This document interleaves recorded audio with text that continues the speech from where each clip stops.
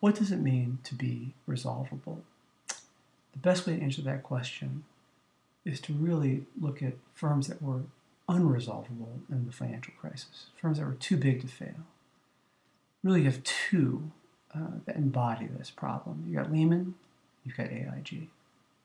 With Lehman, Lehman was not saved, and when it failed, it was allowed to essentially burn to the ground. When it did that, that caused widespread collapse of the financial system. AIG was different. When AIG was teetering on failure, government injected fresh capital into the firm to stabilize it. And that capital came from taxpayers via the TARP program. So you look at these two examples. You've got Lehman, you've got AIG, both of them too big to fail. And they really represent this tough choice that had to be made.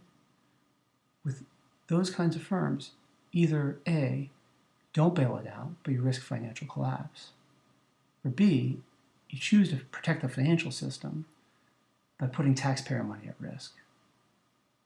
This binary choice really highlights the problem of resolvability.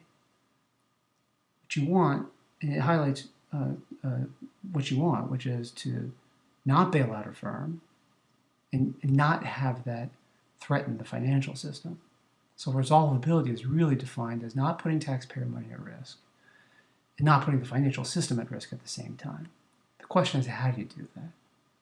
Broadly speaking, there's two ways.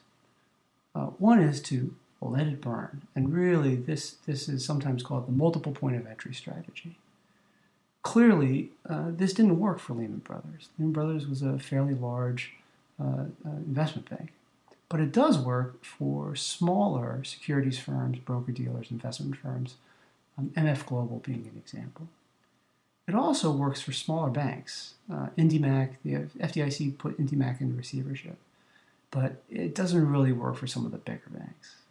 So, this strategy works for financial firms that are small, simple, and focused on the U.S. Now, some of the biggest firms out there aren't those things, so what do we do for them? Well, the other strategy is to inject new capital. And how do you do that? What does that mean? Well, let's think about AIG again.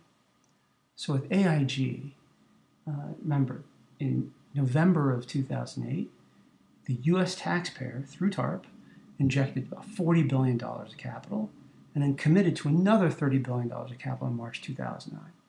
Clearly, that's not something that we want to do. So what's the alternative? Well, you can bail in. What does that mean? Let's take a firm. You've got a holding company, and you've got three operating companies, three subsidiaries. And one subsidiary takes a huge loss. There's the loss. And let's just say the two other subsidiaries also take losses. If you're a counterparty to those subsidiaries, you're really going to worry. You're going to start that run. But with bail-in, those losses get transferred to the holding company. When they get transferred to the holding company investors bear all risk of losses. They're bailed in. So that concern from the counterparties shifts to the long-term debt investors of the holding company, while the subsidiaries are kept alive and continue doing business.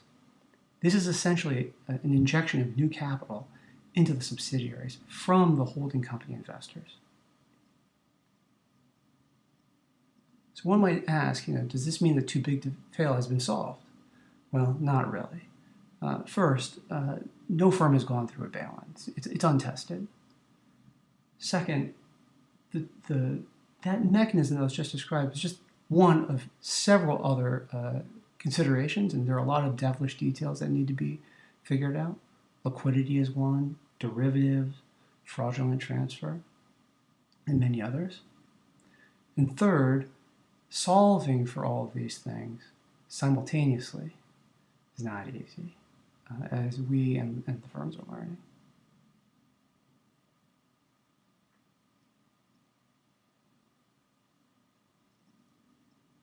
This does raise some important questions, though. For instance, does this mean that Title II can be repealed? Not really. Where does the money for all of this come from? Some concepts, RLN and OLA, which which we can talk about in a future whiteboard. And of course, when is the next resolvability whiteboard coming?